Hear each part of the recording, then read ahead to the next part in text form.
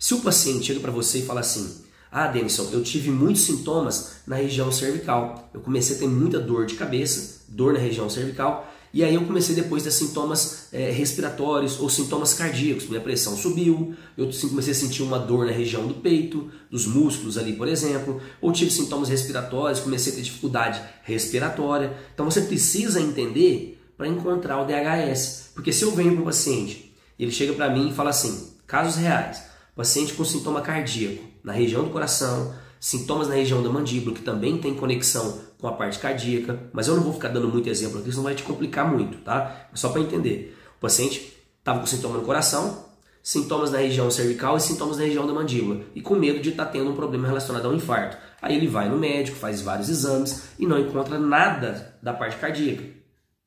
E aí, com muito custo, ele acaba me procurando. Quando eu vou avaliar ele, ele vira para mim e fala assim, Denison, quando eu tomo um medicamento para dor, o meu sintoma desaparece. Isso é mais uma luz que acende falando assim, opa, o sintoma que ele toma para dor é para dor musculoesquelética.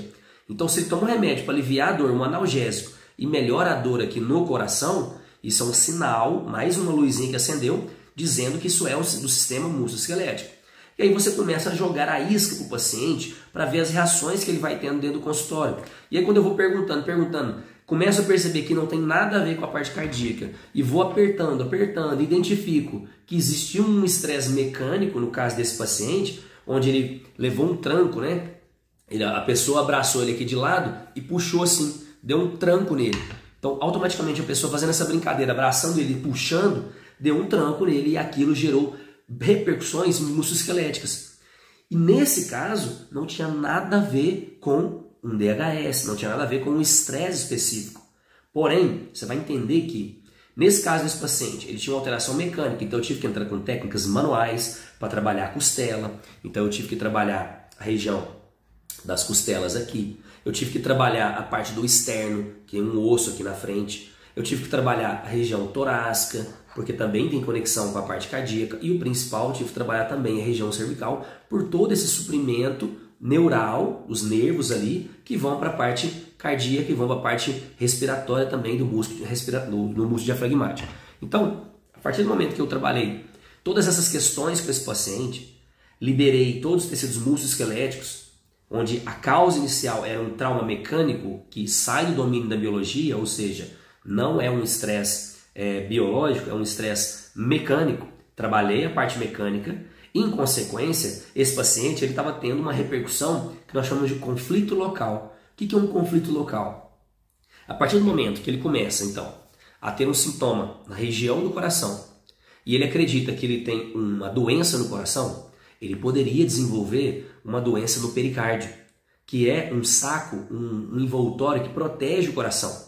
Então, se eu tenho alterações no pericárdio, devido a uma sensação onde o meu coração está doente, ou eu temo pela saúde do meu coração, eu posso desenvolver doenças no pericárdio. Nesse paciente, não aconteceu isso. O que estava acontecendo com ele era um sintoma local em relação à dor. Explica isso um pouco melhor. Imagina que o paciente levou esse tranco e automaticamente ele entrou na fase de reparação, começou a ter inflamação. Igual quando você vai à academia, você treina, machuca o seu músculo para depois você ficar cada vez mais forte. Então existe um sentido biológico de sobrevivência, o objetivo de fazer você ficar mais forte. E qual que é o sentido de você ativar isso em relação à costela, o externo, a torácica, a cervical? Qual que é o objetivo de você ativar isso? É enrijecer, nesse caso aqui do paciente, ficar rígido, para a próxima vez que você levar esse tranco lateral, você aguentar aquela pressão. Então seu corpo vai enrijecendo.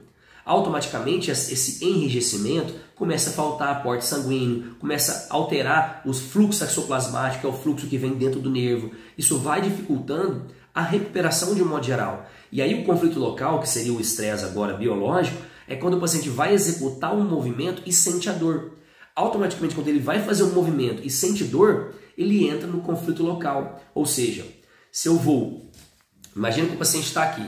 Ele vai fazer uma flexão de tronco para escovar os dentes. E é natural que a gente tenha uma tendência de fazer muito mais movimentos para frente do que para trás. Então, a gente tem alguns estudos que mostram que você chega a fazer 3.000 movimentos para frente, você vai escovar os dentes, você abaixa para escovar os dentes, Você vai se alimentar, você pega a comida no prato e abaixa para comer. Você vai amarrar o cadarço, você abaixa. Tudo que você vai fazer, a maioria dos movimentos são em flexão de tronco. Você vai para frente.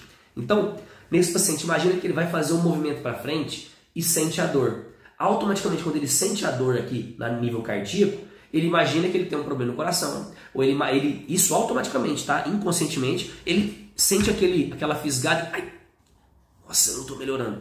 Automaticamente, quando ele fica vivenciando isso, ele entra num ciclo vicioso, onde ele tem a dor ativa um programa biológico de incapacidade, ou seja, você não consegue dobrar o corpo para frente, você está incapaz, e essa incapacidade é o estresse do sistema musculoesquelético como um todo, é fazer você ficar apto, ou seja, vou na academia, pego um peso, não estou apto, estou fraco, mediante aquele número de repetições, ou aquele volume do treinamento, ou a carga que eu estou fazendo, eu não dou conta, então eu treino, vai lá o personal me ajuda a conseguir fazer o movimento, ele me ajuda a subir e eu seguro a descida. Então, o que eu estou fazendo? Eu estou estimulando meu corpo, porém, cada vez que eu pego aquele peso ali, eu estou incapaz, porém eu vou treinando e vou ficando cada vez mais apto, cada vez mais capaz. Então, quando eu entro no ciclo vicioso, onde eu tenho a dor, e a dor não deixa eu ser capaz, não deixa eu executar o movimento, eu vou amarrar meu cadarço. Automaticamente, esse reflexo de dor faz você ativar um programa biológico do sistema musculoesquelético. Então eu tenho a dor gera inflamação, gera incapacidade, eu não consigo, ativo o programa biológico de novo para fazer com que eu me torne cada vez mais apto. Então eu fico num ciclo vicioso. Esse é o conflito local. O conflito local é quando você desvaloriza o local inconscientemente, ou quando você sente que você não é capaz naquela região. Então não sou capaz mais de segurar um copo. Denison, eu não consigo segurar um copo, eu perco a força devido à dor que eu estou tendo no braço, por exemplo. Então isso é uma incapacidade. Eu preciso, com esses pacientes, entrar com técnicas para resolver a mecânica, por exemplo, aqui do cotovelo, para liberar a mão e o paciente conseguir segurar o copo. Porque cada vez que ele vai lá e tenta segurar um objeto, e o objeto cai devido à dor que ele sente, ele entra no que nós chamamos de conflito local. Então, nesse paciente, que eu estou dando um exemplo aqui para você, ele tinha uma dor que envolvia o relé, né, a região da parte cardíaca, a dor referida dele era do coração, porém, não tinha nada a ver com a parte cardíaca. Mesmo ele fazendo vários exames e a saúde do coração dele estava boa, ele ainda achava que era o coração. Ele ainda estava com medo, porque ele não conseguia mais jogar futebol, ele não conseguia mais fazer as atividades dele, tudo que ele ia fazer, ele sentia a dor, vira e mexe, ele estava sentindo aquela dor. Então, ele tinha um sintoma, porém o sintoma não era no coração, era na parte musculoesquelética. Eu precisava de uma tomografia para ver lá o foco de Hammer, para conseguir tratar esse paciente? Lógico que não. Então o paciente vem ao meu consultório, eu identifico que ele tem uma alteração mecânica do externo, que é o osso que está aqui na frente, uma alteração mecânica da costela, principalmente a costela em relação à região torácica, que é onde ele estava sentindo o sintoma, e também a região cervical. Então, se eu identifico isso, e eu não sou um fisioterapeuta, não sou um osteopata, não trabalho com técnicas manuais, eu, como terapeuta, consigo avaliar, identificar a causa e falar assim, olha, você precisa procurar um fisioterapeuta para trabalhar essa região aqui, porque o seu estresse é em relação a isso. Se você resolver a parte mecânica, todos os seus sintomas vão melhorar. E foi exatamente isso que aconteceu. Só que no caso, eu tratei esse paciente. Eu realizei técnicas com ele, a gente fez 2 atendimentos.